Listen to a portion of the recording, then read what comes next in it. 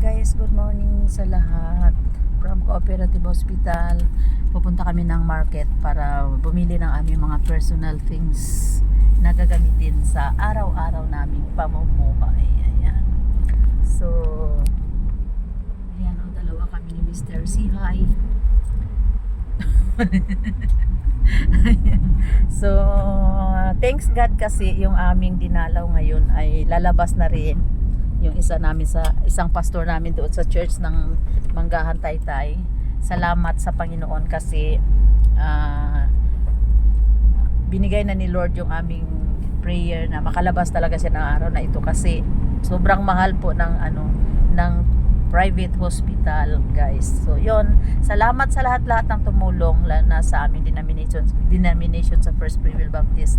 Ayan, nakatulong din po sila. Salamat maging sa lahat-lahat ng nakatulong, nanalangin, salamat po kasi sobrang napaka effective talaga ng pananalangin dahil sinagot na ni Lord na lalabas na sila ngayong araw.